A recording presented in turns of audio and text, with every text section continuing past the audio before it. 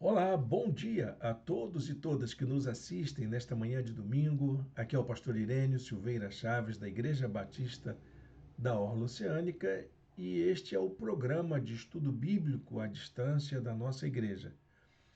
É um programa que temos levado a efeito já há 4 anos e tem abençoado a vida de muitas pessoas.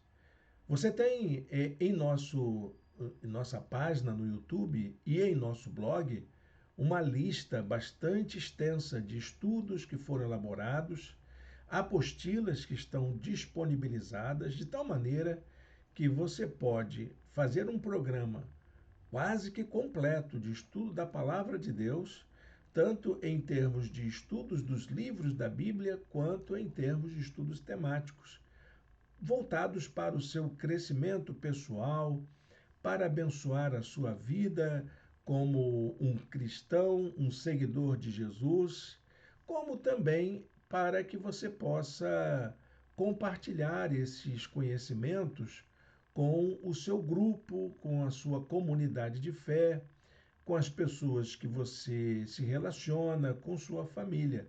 São estudos que estão disponibilizados gratuitamente, tanto em termos de videoaulas, quanto as apostilas que já foram elaboradas e que estão disponibilizadas. Espero que isso faça bem para você. E se você é um seguidor assíduo de nossos estudos bíblicos, comente aí como você está sentindo, como isso é importante para a sua vida. Aproveite para se inscrever no canal de nossa igreja. Também curta essa transmissão e compartilhe o link desta videoaula com os seus amigos, com seus familiares nas suas redes sociais. Isso vai ajudar a ampliar o acesso, o alcance desse ministério que temos realizado. E a gente já agradece aí a sua companhia, a sua presença, sua cooperação com o nosso esforço. O nosso desejo é que você cresça espiritualmente e se torne uma testemunha fiel do amor de Jesus por toda criatura, por toda a sua criação. Gente, nós estamos estudando o livro do profeta Daniel. Já hoje nós já teremos nossa terceira aula e você pode acessar esse material no nosso blog. O link está aqui embaixo, não é? Você já tem um endereço aí. Eu também coloquei no nosso chat o link da página onde tem todas as apostilas. E você baixa o material para que você possa acompanhar. E se você também tiver um exemplar da sua Bíblia perto de você, deixe a sua Bíblia aberta. Nós vamos seguir o texto da palavra de Deus, embora a gente tenha uma apostila com as anotações feitas ali. Eu convido você a fazer essa jornada com a gente. Então, eu vou colocar aqui a nossa apresentação da aula de hoje, que a gente sempre prepara, é um material de estudo que a gente sempre prepara para visualizar o conteúdo que nós estamos compartilhando. Então, está aqui a nossa apresentação e nós vamos começar a nossa terceira aula, falando sobre o profeta Daniel, sobre como exercitar a fé em meio a uma cultura hostil. Essa expressão cultura hostil, ela não é uma expressão muito adequada, porque não é que a cultura seja hostil à fé. Muito pelo contrário, a cultura é o ambiente, é o contexto onde vamos expressar a nossa fé. Toda fé, já vimos aí nas aulas, ela é expressa cultural e historicamente. E então poderíamos falar de uma cultura diferente, de uma cultura que a gente não necessariamente tem compromisso com a escritura, com a fé, mas que acaba se tornando aí um território diferente para a gente poder testemunhar. A nossa aula de hoje vai falar sobre a perspectiva histórica do testemunho. Vamos, a partir da experiência de Daniel, é aprender como que a gente coloca em prática a nossa fé dentro desse contexto histórico, como que o contexto histórico atravessa a nossa experiência de fé. Como falei, é a nossa terceira aula. Se você perdeu as aulas anteriores, acesse a playlist, ela está na página do YouTube. Acesse ali e você vai ver os estudos anteriores, caso você tenha perdido. Como também na apostila você tem os conteúdos anteriores, você pode examinar e verificar o que é que você perdeu nas aulas anteriores.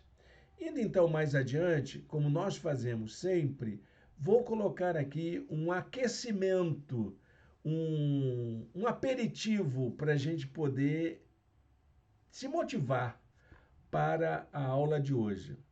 Daniel, capítulo 2, versículo 28. Mas existe um Deus nos céus que revela os mistérios. Daniel, ele tem uma importância muito grande porque ele vai falar daquilo que é a fonte de todo saber.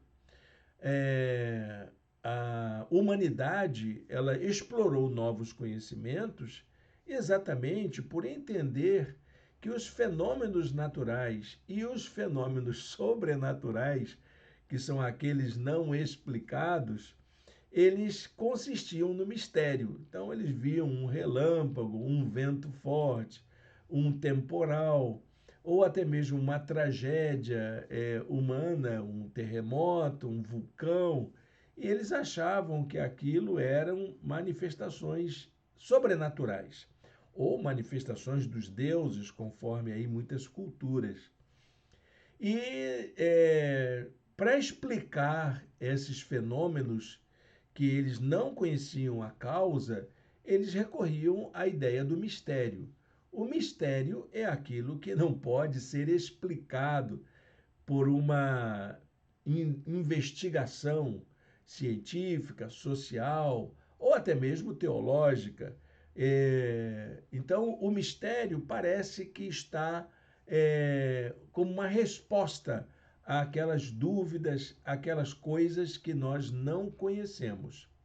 E Daniel, ele coloca essa questão, o livro de Daniel coloca essa questão de que aquilo que as culturas têm como mistério, Deus revela, Deus permite que a gente tenha acesso e descortine um conhecimento novo.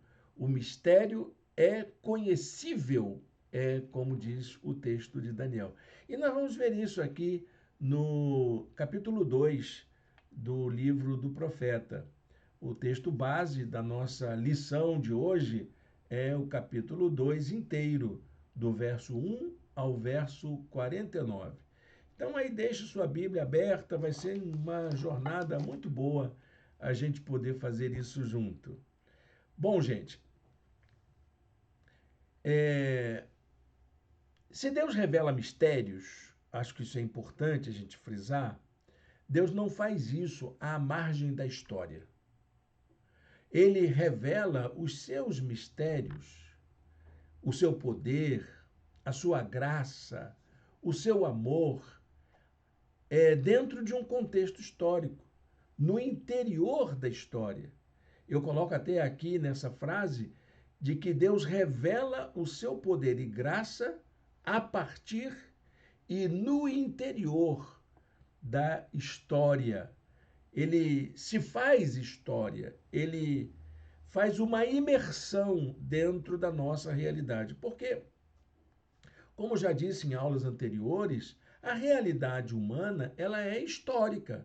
Por quê? Ela se dá num contexto temporal, espacial, não é? Nós estamos assim dentro de um limite de espaço e tempo em que a história acontece. O que acontece na nossa compreensão é manifestação histórica. O que nós estamos vivendo aqui, nesse momento, é história. E Deus revela a sua vontade, Deus revela o seu amor, Deus revela a sua graça nesse contexto em que nós estamos vivendo. nas expressões concretas de nossa existência, que é uma realidade histórica. Ok, gente? Acho que isso deve ter ficado bem claro aí nas lições anteriores, nas duas pelo menos, que nós já vimos. E se você ainda tem dúvidas sobre isso, coloque um comentário. Pode dizer aí, olha, pastor Irênio, eu acho que essa coisa da compreensão histórica e vontade de Deus, eu não entendi muito bem. Eu vou tentar fazer com que nas próximas aulas a gente esclareça melhor essa relação. Mas eu acho que até aqui dá para a gente ter uma compreensão clara do que nós estamos falando. Deus não fala com a gente fora do nosso contexto. Ele não fala de uma linguagem que a gente não entenda, ele fala na nossa língua. Ele não faz coisas que estejam distantes dos acontecimentos que nos afetam. Muito pelo contrário, ele intervém na nossa história, ele faz com que a sua vontade, a vontade dele, aconteça em meio ao nosso cotidiano, à nossa experiência do dia a dia. E é assim que Deus manifesta a sua vontade. É no nosso viver diário, é na nossa existência concreta como sujeitos no mundo, que é uma realização histórica, ok? Então, os fatos da história humana não podem ser vistos de maneira isolada. Eles não acontecem no acaso. Nada do que está acontecendo hoje, por exemplo, acontece por acaso. A gente ouve falar de guerra em algum lugar do Oriente.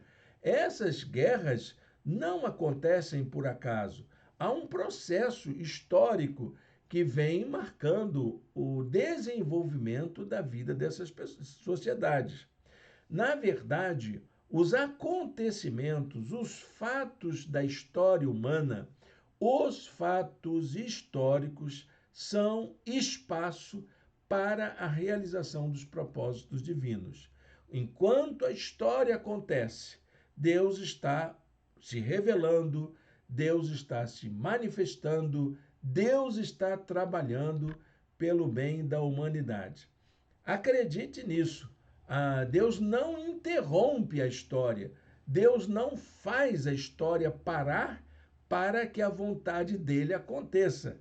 E isso vai acontecer em meio aos fatos históricos. O amor dele, a graça dele, tudo que ele tem para fazer na sua vida, o seu milagre, a bênção que ele tem para você, vai acontecer em meio às lutas, às provas, as contingências, tudo isso que afeta a nossa vida como pessoas. Ele não vai parar a sua vida, não vai tirar você do mundo, ele não vai fazer qualquer coisa para que você fuja ou escape dessa realidade, mas vai fazer com que a sua graça, o seu amor, se concretizem na sua vida diária.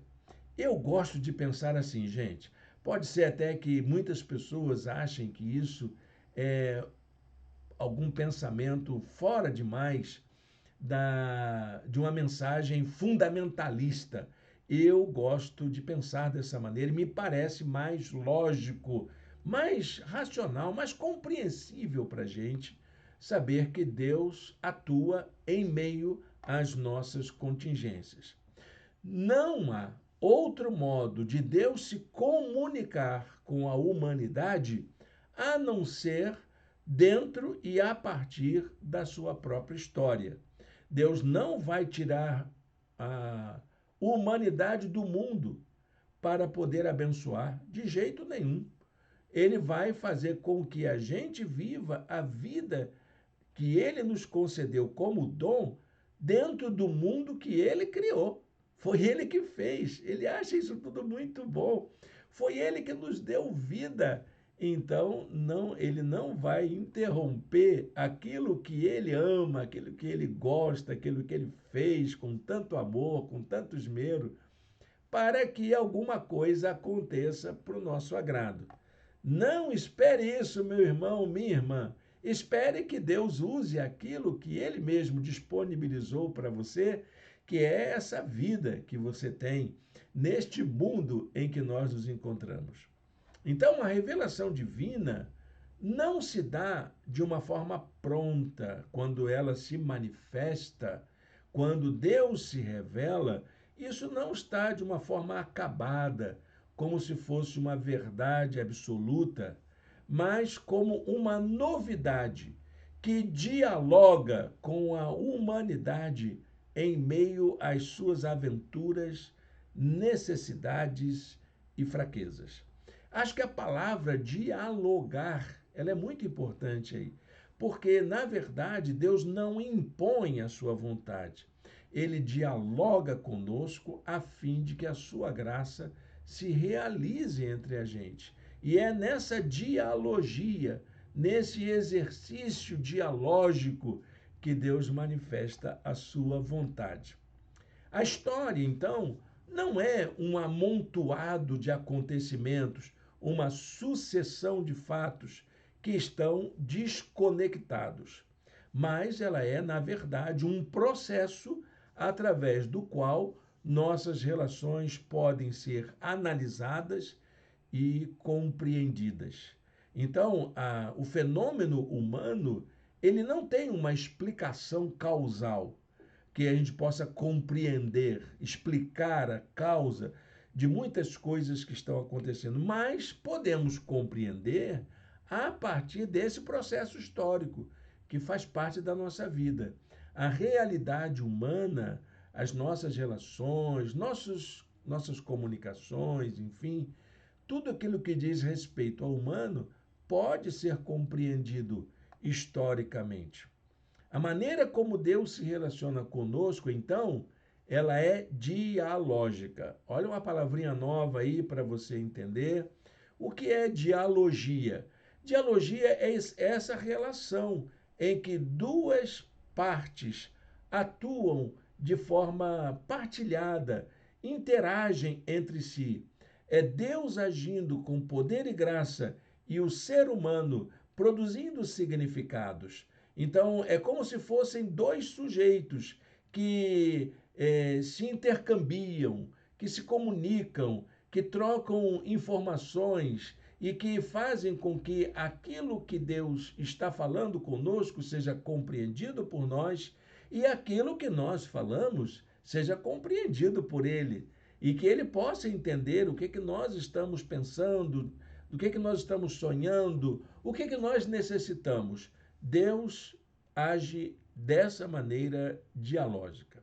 Ou seja, nossa relação com Deus se dá por meio de um diálogo em que não somos sujeitos passivos que só recebem, Senhor, me dá, me dá, me dá, me abençoa. Deus também pode nos fortalecer, nos encorajar, nos motivar, nos estimular a agir, porque nós não somos meros receptores de uma revelação. Nós também atribuímos sentidos, significados àquilo que percebemos, até mesmo da manifestação do poder de Deus na nossa vida. Nós somos capazes de atribuir muitos sentidos e significados ao que percebemos da revelação divina. Esse princípio, gente, é essencial para a gente compreender o livro do profeta Daniel, porque é dentro dessa realidade histórica que Deus vai mostrar a sua vontade para o seu povo. Ah, mas estava ali no cativeiro. Ah, mas estava sofrendo. Ah, porque estava longe da sua cultura. Ah, porque eles não têm mais onde tocar as suas harpas, como diz o salmista. Mas é ali, nesse lugar onde eles estão, que Deus vai falar ao coração deles e vai usar aquelas circunstâncias para abençoar a vida deles. Por essa razão, então, a nossa compreensão da história, bem como nossa percepção a respeito de Deus, podem ser prejudicadas por causa dos medos que nós temos, por causa de superstições, por causa de preconceitos, por causa de influências que recebemos. Então, é bom a gente entender que essa capacidade de interpretar, ela não é uma capacidade passiva. Nós somos responsáveis por isso. E nossos sentimentos, nossas emoções, nossa bagagem cultural, nosso arcabouço de informações nos ajudam e interferem muitas vezes na maneira como compreendemos a graça e o amor de Deus. Bom, então, para a gente interpretar corretamente, é preciso que desenvolvamos uma capacidade crítica, porque tem aí um conjunto de informações, de influências, de interferências na nossa formação, nas nossas relações, no espírito do tempo em que nós vivemos, que acaba agindo para direcionar o nosso pensamento.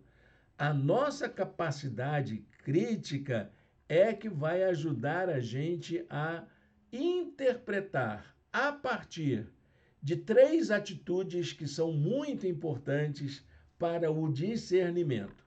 A primeira atitude é a prudência, a segunda é a sabedoria e a terceira é a fé.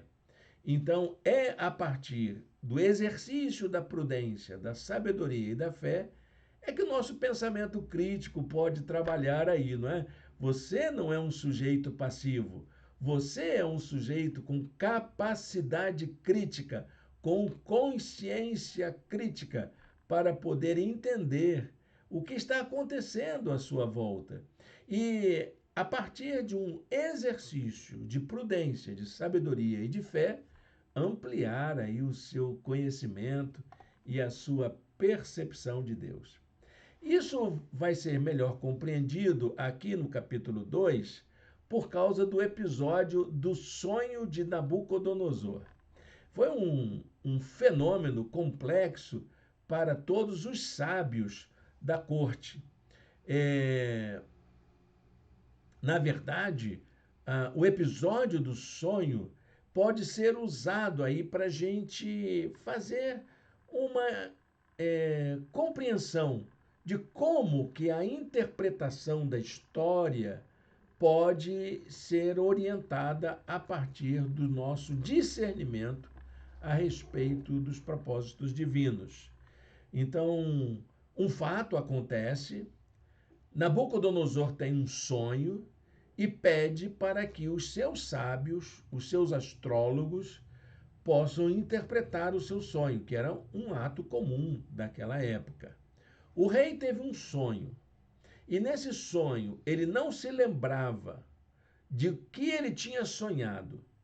E essa é maior dificuldade para a interpretação. Na verdade, Nabucodonosor lança um desafio para os seus sábios, para os seus intérpretes, para os seus historiadores, os astrólogos e todos os outros sábios do seu reino. Ele diz que quer saber o sentido do sonho, mas não se lembra como foi o seu sonho. Então, para a sabedoria hebraica, nós estamos diante de uma realidade, que é a realidade dos sonhos como resultados de preocupação da nossa mente. Erra quem acha que sonho para a Bíblia são premonições, são avisos divinos. Não são, tá bom, meu irmão, minha irmã? Para a escritura, principalmente a literatura sapiencial, os sonhos, na verdade, são resultados das preocupações humanas. Essa interpretação da Bíblia está muito mais próxima da proposta da psicanálise, porque na psicanálise Freud dizia, não é, que os sonhos são uma janela para o inconsciente. Os sonhos revelam os conflitos que nós estamos vivendo na nossa interioridade. Então, para a cultura hebraica, Sonho significava uma coisa completamente diferente para a cultura babilônica.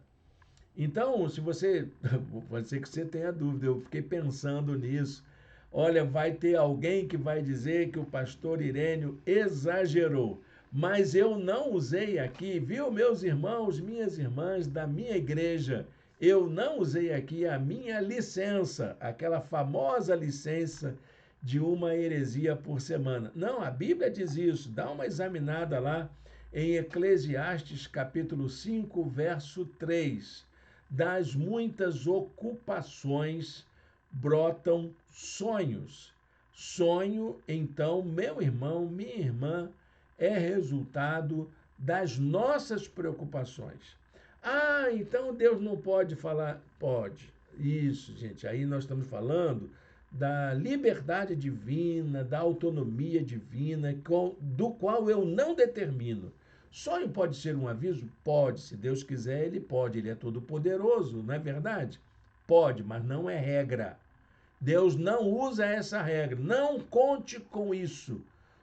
Sonho é exatamente resultado da preocupação.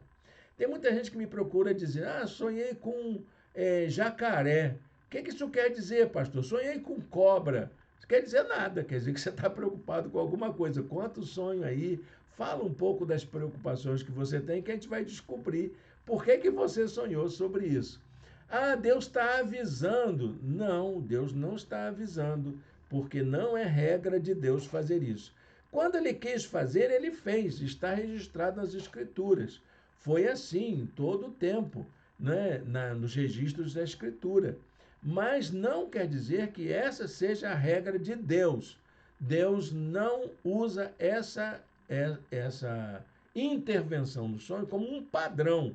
Aconteceu? Sim, aconteceu. Está na Bíblia, tem vários registros. Mas se eu tiver que pegar um conceito sobre o que é o sonho nas Escrituras, principalmente na tradição hebraica, eu terei que dizer honestamente para você, meu irmão: sonho é resultado de preocupação humana. Sinal que você está preocupado com alguma coisa, tá ok? Agora, o que quer dizer isso? Quer dizer, né, aí eu coloco para você que essa compreensão está bem mais próxima da proposta da psicanálise contemporânea para as interpretações dos sonhos. Eles revelam o conflito presente em nosso inconsciente. E acho que Nabucodonosor tinha uma preocupação.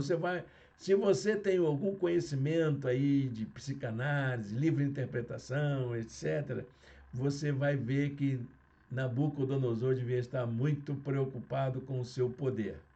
Já na cultura babilônica, sonho tinha um outro significado, servia para outra coisa. Os babilônicos, sim, é que acreditavam que os sonhos estavam vinculados diretamente com a experiência de vida e serviam como presságios, premonições. É da cultura babilônica, não da cultura bíblica. É claro, muito dessa cultura babilônica foi introduzida no registro das Escrituras. Muitas histórias que estão na Bíblia é resultado dessa intromissão cultural babilônica dos povos babilônicos para dentro da cultura hebraica, tá ok?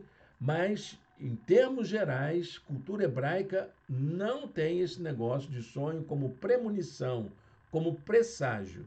Pode até vir a ser por causa dessa influência babilônica.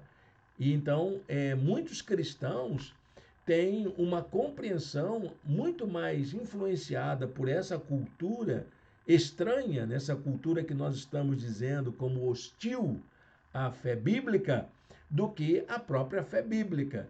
E é nesse sentido que a gente precisa ter essa clareza para não correr certos riscos da gente afirmar determinadas coisas que vão de encontro com as escrituras. Então, o narrador aquele que escreve o livro, que provavelmente não tenha sido o próprio Daniel. Se foi Daniel, ok. Daniel, então, diz que o rei estava com a sua mente perturbada. Olha como o registro hebraico é importante, não é? Por não conseguir interpretar adequadamente seu sonho. Daniel 2:1 diz assim: no segundo ano do seu reinado, Nabucodonosor teve sonhos. Sua mente ficou tão perturbada que ele não conseguia dormir. Então, nós estamos falando aquilo que a cultura hebraica trouxe. Olha, o rei está sonhando e é por causa das muitas preocupações e os muitos sonhos nesse conflito que ele está, acaba perturbando a ele. E isso está causando um mal-estar muito grande. Bom, gente, o grande problema é que o rei não só não sabia interpretar o sonho, como também não se lembrava como ele era. Olha que coisa, né? Então, o intérprete teria que fazer a análise do sonho, mas também adivinhar qual era o sonho que o rei tinha dado. Eu acho até que o rei sabia muito bem de todas as coisas. Ele queria colocar todo mundo à prova para saber se aquelas pessoas eram sábias mesmo. Daniel, então, foi capaz de fazer tudo isso que Nabucodonosor esperava. Ele foi capaz de revelar e foi capaz de interpretar o sonho do rei. Isso é um ato de grande sabedoria para a cultura babilônica. E, além disso, ele serviu como um instrumento para livrar os demais sábios de uma grande tragédia que estava para ser colocada em prática. Nabucodonosor havia anunciado, ele tinha publicado um edital dizendo que eliminaria todos os sábios do reino, caso o sonho não fosse revelado e interpretado. Então, aquele temor que acometeu a todos os sábios era um temor realmente justificado, porque Nabucodonosor seria capaz de colocar em prática essa intenção de matar os seus sábios. Ele seria capaz de fazer isso. Daniel 2:5 diz assim: o rei respondeu aos astrólogos: esta é a minha decisão.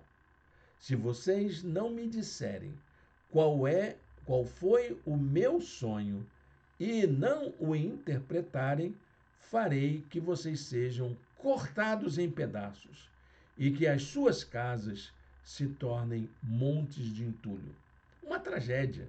Eles iriam perder a vida, a nação iria perder as suas mentes brilhantes e as famílias deles sofreriam as consequências. Eu acho que isso aí é algo que precisava de uma intervenção divina para que esse mal não fosse concretizado. Os sábios e astrólogos, historiadores, todos os sábios do reino, sabiam que se tratava de um pedido ardiloso, impossível de ser atendido. E eles entraram em pânico, entraram em desespero. O que o rei está pedindo é difícil demais, diziam eles. Ninguém pode revelar isso ao rei, senão os deuses, e eles não vivem entre os mortais. Que palavra, né? Eles acreditavam nas divindades deles, mas não acreditavam no mútuo, né? Eles não confiavam de que o Deus deles, o Deus em que eles acreditavam, pudesse conviver no mesmo ambiente histórico que eles. Os sábios, eles achavam que Deus estava distante e não se realizava concretamente na história. Há muito cristão que desenvolve essa crença babilônica, que acha que Deus está lá longe, que o céu é uma coisa distante e que a vida aqui na terra é uma outra coisa, que Deus não se mete nisso. É um equívoco muito grande. Então, Nabucodonosor publica o decreto, ele transforma em lei aquela decisão e deu o prazo para que eles te trouxessem uma resposta. E aí então recorreu-se a Daniel. Foi a última esperança daqueles sábios. Eles buscaram a Daniel. Daniel, que era um escravo, Daniel, que era um exilado, Daniel, que era um migrante, um estrangeiro. Ele então é buscado humildemente pelos sábios para poder ajudar a buscar uma resposta. O autor, ele, então, diz nesse livro que Daniel agiu com sabedoria e bom senso. Sim, porque diante das tragédias que acometem a nossa vida, nada melhor do que a gente agir com sabedoria e bom senso. Por isso, então, Daniel pede um tempo. Ele vai lá na presença de Nabucodonosor, intercede pelos seus colegas também sábios, apesar de não ser tratado da mesma maneira, e solicita um tempo para a interpretação do sonho. Eu deixei em destaque aqui exatamente as palavras sabedoria, bom senso e tempo, porque isso me parece algo muito importante para a gente, diante de situações de crise, de dúvida, ter sabedoria, ter bom senso e agir com o tempo, não ter pressa. Daniel 2,16 diz assim: diante disso, Daniel foi pedir ao rei que lhe desse um prazo, e ele daria então a interpretação. Olha, para você não esquecer desse detalhe que nós estamos aprendendo aqui, diante de circunstâncias difíceis, o melhor que temos a fazer é agir com sabedoria, bom senso e usando prudentemente o tempo. Ok, gente? Lembre disso. Nada de pressa, mas também nada de demora. Agir com prudência é algo muito importante. Então, para conseguir solucionar aquele problema, a primeira solução, o primeiro recurso que Daniel lança a mão é o da oração. Olha que coisa importante. Daniel sai da presença de Nabucodonosor e vai orar. Daniel voltou para casa, contou o problema aos seus amigos Ananias, Misael e Azarias e lhes pediu que rogassem a Deus dos céus que tivesse misericórdia acerca desse mistério, para que ele e seus amigos não fossem executados com os outros sábios de Babilônia. Diante de situações difíceis, busque ao Senhor em oração. E como prova do reconhecimento do poder de Deus sobre a história, então o que Daniel faz? Ele, depois de orar, ele vai lá louvar ao Senhor e vai agradecer ao Senhor por aquela oportunidade de servir a Deus, mesmo que seja naquela circunstância, mesmo que fosse a última coisa a ser feita, então ele louva o Senhor e agradece ao Senhor. Olha que expressão bonita da oração de Daniel. Então Daniel louvou o Deus dos céus e disse: louvado seja o teu nome, Deus, para todo sempre. A sabedoria e o poder a ele pertencem. Ele muda as épocas e as estações, destrona reis e os estabelece. Dá sabedoria aos sábios e conhecimento aos que sabem discernir. Revela coisas profundas e ocultas. Conhece o que jaz nas trevas e a luz habita com ele. Eu te agradeço e te louvo, ó Deus dos meus antepassados.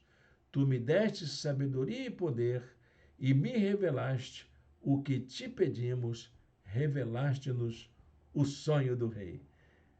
É claro, ninguém sabia de que era, mas ele, quando tem essa clareza, essa clarividência, então ele corre, vai ao encontro de Nabucodonosor e conta a história. Olha, gente, mais uma liçãozinha para a gente aprender. Diante de decisões desafiadoras que demandam a intervenção divina, Aqueles que confiam no Senhor devem recorrer à oração, ao louvor e à gratidão. Não à reclamação, ao murmúrio, ao espraguejamento, nada disso. Agradece, ora ao Senhor, louva o Senhor porque Ele te deu sabedoria, porque Ele está te dando entendimento, está te dando força, está te dando coragem para poder tomar as decisões acertadas. Então, o sonho e a interpretação tratavam da realização do propósito de Deus na história. Que esse é um dado importante. Quando Daniel interpreta e tem um discernimento sobre qual foi o sonho e qual é a sua interpretação, o que está ali naquela estrutura narrativa é a interpretação da história, é a realização do propósito de Deus na história. É isso que está nessa questão. Os reinos humanos, inclusive o de Nabucodonosor, olha, ele tinha que ter muita coragem para dizer isso, né? É muita petulância de um jovem chegar diante de Deus, o seu reino vai acabar, Nabucodonosor.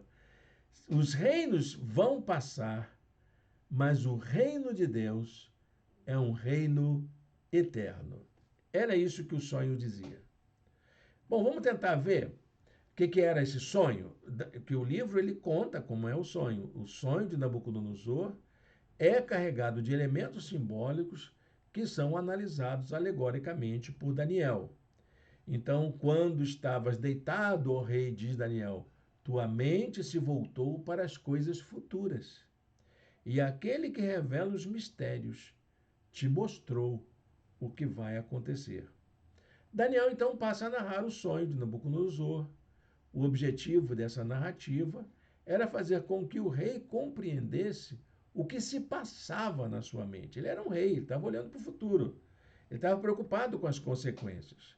Quanto a mim, esse mistério não me foi revelado porque eu tenha mais sabedoria do que os outros homens, mas para que tu, ó rei, saibas a interpretação e entendas o que passou pela tua mente. Interessante isso, né? Essa palavra é muito importante, ela esclarece muita coisa que está aí dita. Como foi o sonho de Nabucodonosor? Bom, eu coloquei aqui um texto longo e eu vou ler para você. Acompanhe a leitura comigo. Tu olhaste, ó rei, e diante de ti estava uma grande estátua, uma estátua enorme, impressionante, e sua aparência era terrível. A cabeça da estátua era feita de ouro puro, o peito e o braço eram de prata, o ventre e os quadris eram de bronze, as pernas eram de ferro e os pés eram em parte de ferro e em parte de barro. Enquanto estavas observando, uma pedra soltou-se sem auxílio de mãos, atingiu a estátua aos pés de ferro e de bronze e os esmigalhou. Então o ferro, o barro, o bronze, a prata e o ouro foram despedaçados, viraram pó, como o pó da debulha do trigo na eira durante o verão. O vento os levou sem deixar vestígio, mas a pedra que atingiu a estátua tornou-se uma montanha e encheu a terra toda. Que bacana, não é? Então, que sonho é esse? É um sonho bastante curioso, né? Bom, elementos simbólicos desse sonho. Agora vamos fazer assim: nós vamos pegar, vamos destrinchar esse sonho para ver quais são os elementos simbólicos presentes nele. Primeiro, a estátua que havia simbolizava o reino de Nabucodonosor, uma estátua amedrontadora, assustadora. A cabeça de ouro era o próprio Nabucodonosor em sua condição presente, como ele estava ali. O corpo e os pés representavam os processos históricos, marcados pelas relações de poder, pelas conquistas de um reino sobre outro. É uma referência àquilo que viria depois. Nabucodonosor seria, por exemplo, vencido pelos medo-persas. Depois dos medo-persas, seriam vencidos pelos gregos e depois os gregos seriam vencidos pelos romanos. E isso aconteceria nos séculos seguintes. A mistura de ferro e barro que formavam os pés e as mãos eram as fragilidades desses reinos, porque ferro e barro não davam uma liga consistente e qualquer coisinha podia destruir aquela estrutura. A grande pedra que se solta sem intervenção humana, olha que interessante, é uma pedra que se solta e vai rolando sem intervenção humana, era uma predição do futuro, marcado pela vinda do reino de Deus. Era o reino de Deus que iria colocar todos esses domínios por terra. E a gente que é cristão, a gente sabe que isso se realizaria na revelação de Deus em Cristo. Então, para alguém que estava vivendo sob o regime de escravidão, alguém que era dominado como Daniel, falar da realização de um reino futuro que é capaz de vencer todo o mal é sinal de esperança. Acho que somente alguém dominado, alguém explorado, alguém que está sofrendo as consequências da injustiça daquele tempo, seria capaz de interpretar a realidade do que viria dali para frente. E Daniel, ele foi usado por Deus para levar esta mensagem a Nabucodonosor. O Deus dos céus estabelecerá um reino que jamais será destruído e que nunca será dominado por nenhum outro povo. Destruirá todos esses reinos e os exterminará, mas esse reino durará para sempre. Olha, para um escravizado tinha que ter muita ousadia para falar uma coisa dessa para o dominador. A maneira como Daniel, então, interpreta o sonho do rei foi uma oportunidade para testemunhar o poder de Deus que se realiza historicamente. Nabucodonosor, então, recomenda muitas coisas boas para Daniel. Ele reconhece a capacidade de Daniel. Ele reconhece também que a confiança que Daniel tem em Deus é algo fantástico e o retribui com a promoção de cargo e muitos presentes. Daniel foi designado como governante de toda a província da Babilônia. Ele era o segundo na sucessão real. Porém, o ato mais significativo estava na declaração que Nabucodonosor faz. Não há dúvidas de que o seu Deus é o Deus dos deuses, o Senhor dos reis e aquele que revela os mistérios, pois você conseguiu revelar esse mistério. Bom, Daniel lembrou-se também dos seus amigos e pediu que eles também recebessem tratamentos mais dignos, como escravos que eles eram. Os seus parceiros de oração, eles também foram abençoados naquele momento. Para a gente aprender a terceira lição importante desse episódio, diante das conquistas e do sucesso, devemos sempre nos lembrar de quem está ao nosso lado, quem peleja com a gente em oração. Isso é muito importante da nossa parte. Como podemos entender o que Deus tem feito então na história?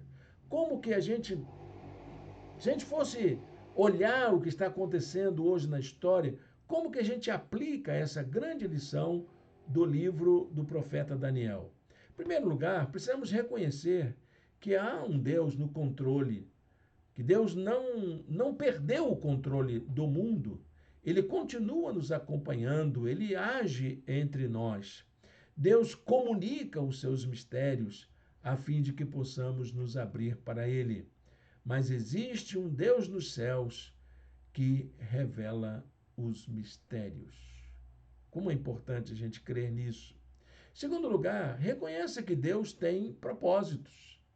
Deus tem propósitos estabelecidos para a vida humana, para a sua vida, para a minha vida, para a vida da nossa igreja, para a vida da nossa cidade. Deus tem propósitos E é preciso que a gente reconheça que nada está acontecendo ao acaso.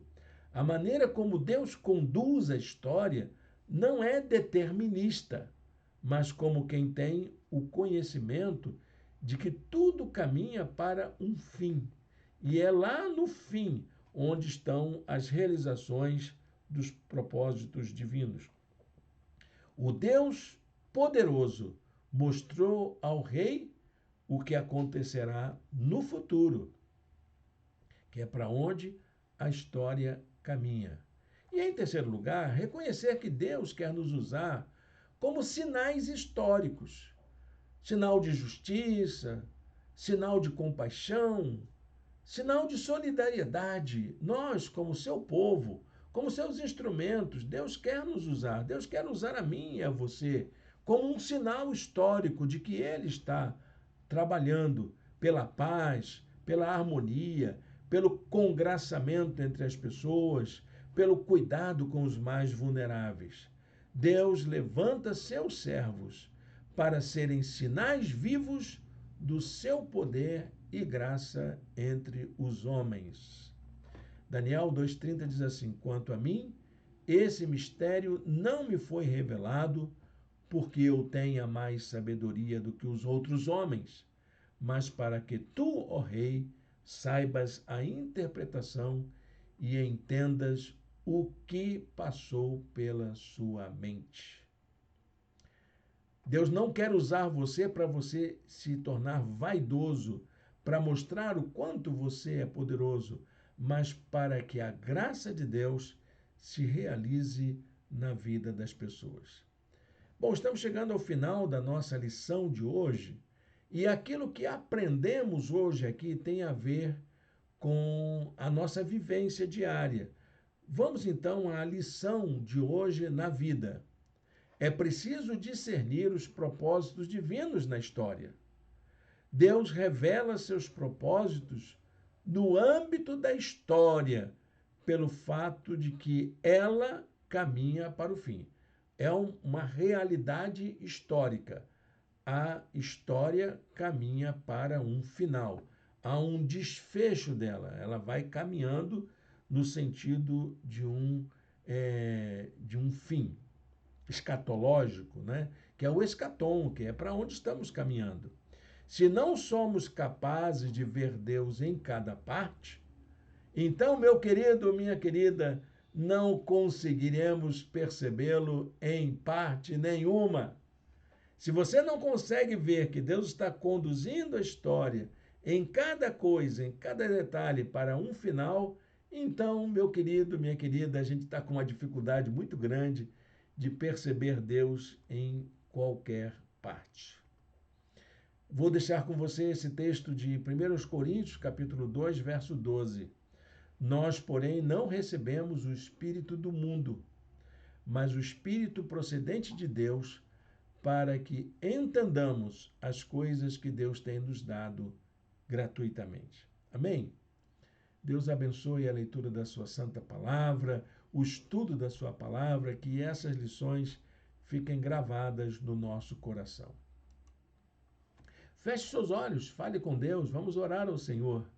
Senhor Deus, eterno Pai, muito obrigado, Deus, por sabermos que o Senhor é aquele que conduz a nossa história para o propósito que o Senhor tem estabelecido para ela. Muito obrigado porque tu fazes isso com a humanidade, com a criação, para que os teus propósitos se concretizem.